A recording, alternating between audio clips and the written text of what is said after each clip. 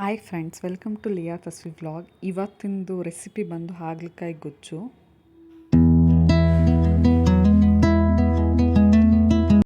ಉಪ್ಪು ಹುಳಿ ಖಾರದ ಜೊತೆ ಹಾಗಲಕಾಯಿನ ಮಿಕ್ಸ್ ಮಾಡಿ ಗೊಜ್ಜು ಮಾಡೋದು ಎಷ್ಟು ಟೇಸ್ಟಿಯಾಗಿರುತ್ತೆ ಅಂತ ಅಂದರೆ ನೀವೇ ಒಂದ್ಸಲ ಟ್ರೈ ಮಾಡಿ. ಇದು ಒಂಚೂರು ಕಹಿ ಬಿಡಲ್ಲ.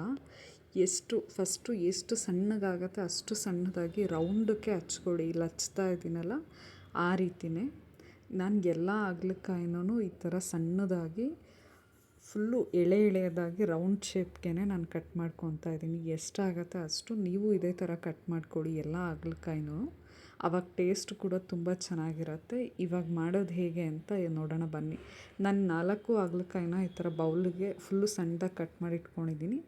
ಫಸ್ಟಿಗೆ ಒಂದು ಕಡಾಯಿ ಇಟ್ಕೊಂಡು ಒಂದು 2 to 3 ಟೇಬಲ್ ಸ್ಪೂನ್ ಆಯಿಲ್ ಹಾಕ್ಕೊತಾ ಇದ್ದೀನಿ.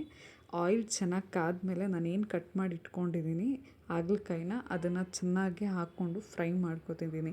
ಫಸ್ಟ್ ಇಲ್ಲಿ ಮೇಯ್ನ್ ಕಹಿ ಬರಬಾರ್ದು, ಗೊಜ್ಜು ಎಲ್ಲ ಇಂಗ್ರೀಡಿಯೆಂಟ್ಸ್ ಉಪ್ಪು ಹುಳಿ ಖಾರನ ಹಿಡಿಬೇಕು ಅಂತ ಅಂದರೆ ಫಸ್ಟು ನಾವು ಬರೀ ಆಯಿಲಲ್ಲಿ ಎಷ್ಟು ಫ್ರೈ ಮಾಡ್ತೀವಿ, ಎಷ್ಟು ಹಾಗಲಕಾಯಿನ ಬಾಡಿಸ್ತೀವಿ ಅನ್ನೋದು ತುಂಬ ಇಂಪಾರ್ಟೆಂಟ್ ಆಗುತ್ತೆ. ನೋಡಿ ನಾನು ಎಷ್ಟು ಬಾಡಿಸ್ತೀನಿ. ಇವಾಗ ಎಷ್ಟು ಕಡಾಯಿ ತುಂಬ ಇದೆ ಹಾಗಲಕಾಯಿ, ಎಷ್ಟು ಕನ್ಸಿಸ್ಟೆನ್ಸಿ ಕಡಿಮೆ ಆಗುತ್ತೆ ಅದ್ರದ್ದು ನೋಡ್ಕೊಳ್ಳಿ ಕ್ವಾಂಟಿಟಿ. ನೀವು ಅಷ್ಟೇ ಎಷ್ಟಾಗತ್ತೆ ಅಷ್ಟು ಹುರಿದ್ಬಿಟ್ಟು ಈ ಥರ ಹಿಂಗೆ ಎತ್ತಿಟ್ಕೊಳ್ಳಿ ಬೌಲ್ಗೆ. ನಾನು ಸುಮಾರು ಒಂದು 10 to 15 ಮಿನಿಟ್ಸ್ ಫ್ರೈ ಮಾಡಿದೆ. ಅದೇ ಕಡಾಯಿಗೆ ನಾನು ಮತ್ತೆ 2 ಟೇಬಲ್ ಸ್ಪೂನ್ ಆಯಿಲ್ ಹಾಕ್ಕೊಂಡು ಸಾಸಿವೆ ಹಾಕ್ಕೊತಾ ಇದ್ದೀನಿ. ಸಾಸಿವೆ ಜೊತೆಗೆ ಕರಿಬೇವು ಮತ್ತು ಆನಿಯನ್ 2 ಮೀಡಿಯಮ್ ಸೈಜ್ದು ಹಾಕ್ಕೊತಾ ಇದ್ದೀನಿ. ನೀವು ಅಷ್ಟೇ. ಇಲ್ಲಿ ಮಾಮೂಲಿ ಯೆಲ್ಲೋಯಿಶ್ ಬರೋ ತನಕ ಚೆನ್ನಾಗಿ ಈರುಳ್ಳಿ ಮತ್ತು ಕರಿಬೇವನ್ನ ಫ್ರೈ ಮಾಡ್ಕೊಳ್ಳಿ.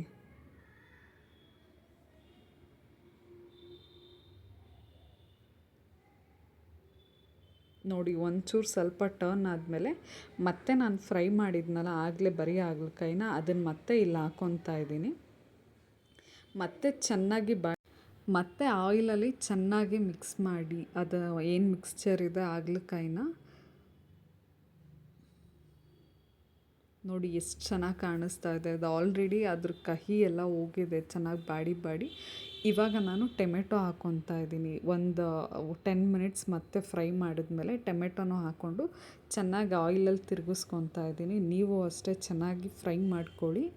ಈ ಥರ ಮತ್ತೆ 1-2 ನಿಮಿಷ ಫ್ರೈ ಆದಮೇಲೆ ನಾವು ಇಲ್ಲಿ ಪೌಡರ್ಸ್ನ ಆ್ಯಡ್ ಮಾಡೋಣ. ಈ ಥರ ಎಣ್ಣೆ ಇದ್ದಂಗೆ ಪೌಡರ್ಸ್ನ ಇಲ್ಲಿ ಆ್ಯಡ್ ಮಾಡ್ಕೋಬೇಕು. ನಾನು ಪೌಡರ್ಸ್ನ ಆ್ಯಡ್ ಮಾಡೋಕ್ಕಿಂತ ಮುಂಚೆ ಇಲ್ಲಿ ಒಂದು ಲೆಮನ್ ಸೈಜ್ ಅಷ್ಟು ಹುಣಸೆಹಣ್ಣು ಮತ್ತು 1-2 ಇಂಚ್ ಬೆಲ್ಲನ ನೆನೆಸಿಟ್ಕೊಂಡಿದ್ದೀನಿ. ನೋಡಿ ಇಷ್ಟು ಕುಕ್ಕಾದ್ಮೇಲೆ ನಾನಿಲ್ಲಿ 1 ಸ್ಪೂನ್ ಚಿಲ್ಲಿ ಪೌಡರು, ಒಂದು ಸ್ವಲ್ಪ ಸಾಂಬಾರು ಪೌಡರು. ನಿಮಗೆ ಖಾರ ಜಾಸ್ತಿ ಬೇಕಂತ ಅಂದರೆ ಖಾರ ನೋಡಿ ಹಾಕ್ಕೊಳ್ಳಿ. ನಾನಿಲ್ಲಿ 1 table spoon red chilli powder ಮತ್ತು ಬೇಳೆ ಸಾಂಬಾರು ಪೌಡರ್ ಏನಿದೆ ಅದನ್ನು ಹಾಕ್ಕೊಂಡು ಆಯಿಲ್ ಇದ್ದಂಗೆ ಚೆನ್ನಾಗಿ ಮಿಕ್ಸ್ ಮಾಡ್ಕೊಳ್ಳಿ. ಆವಾಗಲೇ ಅದು ಎಲ್ಲದಕ್ಕೂ ಹಿಡಿಯೋದು ಹಾಗಲಕಾಯಿಗೆ ಮತ್ತು ಕಹಿನೂ ಇರಲ್ಲ. ಅದು ಈ ಥರ ಚೆನ್ನಾಗಿ ಮತ್ತೆ ಫ್ರೈ ಮಾಡ್ಕೊಳ್ಳಿ ತಿರುಗಿಸ್ಕೊಂಡು 1-2 ನಿಮಿಷ ಬಾಡಿಸಿ.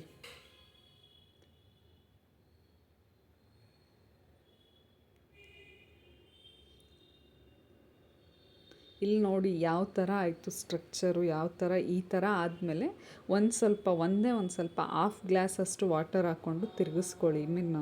ಮಸಾಲೆ ಎಲ್ಲ ಒಂದು ಸಮಕ್ಕೆ ಬರಲಿ ಅಂತ ಹೇಳಿ. ಈಗ ಆಲ್ರೆಡಿ 90% ಕುಕ್ ಆಗಿದೆ ಇದು.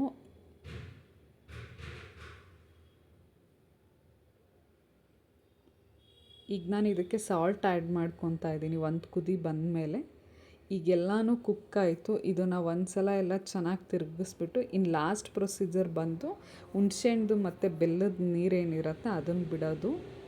ಇವಾಗ ಅದನ್ನು ಬಿಟ್ಕೊತಾ ಇದ್ದೀನಿ. ನೋಡಿ ಎಷ್ಟು ಚೆನ್ನಾಗಿ ಕಾಣಿಸ್ತಿದೆ ಅಂತ. ಮಸ್ಟ್ ಆ್ಯಂಡ್ ಶುಡ್ ನೀವು ಟ್ರೈ ಮಾಡಲೇಬೇಕು. 1% ಕಹಿ ಅನ್ನೋದು ಇರಲ್ಲ. ಬೇರೆ ಯಾವುದೋ ವೆಜಿಟೇಬಲ್ ತಿಂತಿದ್ದೀವೇನೋ ಅನ್ನೋಷ್ಟು ಸಖತ್ತಾಗಿರುತ್ತೆ. ಉಪ್ಪು ಹುಳಿ ಖಾರ ಸ್ವೀಟ್ ಕೂಡ ಎಲ್ಲನೂ ಇರುತ್ತೆ. ನೀವು ಬಿಸಿ ರೈಸ್ ಜೊತೆ, ಚಪಾತಿ, ರೊಟ್ಟಿ ಜೊತೆ ಏನರಲ್ಲಾದರೂ ತಿನ್ಬೋದು. ಅಲ್ಟಿಮೇಟ್ ಆಗಿರುತ್ತೆ. ಮಕ್ಳಿಗೂ ಕೊಡ್ಬೋದು. ಅವ್ರು ಯಾವಾಗಲೂ ಕಹಿ ಅಂತ ಫೀಲ್ ಮಾಡಲ್ಲ. ಒನ್ಸ್ ನೀವೇ ಟ್ರೈ ಮಾಡಿದ್ರೆ ನನಗೆ ಕಮೆಂಟ್ ಮಾಡ್ತೀರಾ ನಿಜವಾಗ್ಲೂ ತುಂಬ ಚೆನ್ನಾಗಿ ಬಂದಿತ್ತು ಅಂತ ಹೇಳಿ. ನನಗೆ ಫೈನಲಿ ಈ ಥರ ಬಂತು. ಅದು ಹಂಗೆ ಎತ್ಕೊಂಡು ತಿನ್ನೋಣ ಅನ್ನೋಷ್ಟು ಸೂಪರಾಗಿದೆ. ನೀವು ಟ್ರೈ ಮಾಡಿ. ನನ್ನ ರೆಸಿಪಿ ಏನಾದರೂ ಇಷ್ಟ ಆಗಿದ್ದರೆ ಲೈಕ್ ಮಾಡಿ, ಶೇರ್ ಮಾಡಿ, ಸಬ್ಸ್ಕ್ರೈಬ್ ಮಾಡಿ. Thank you so much.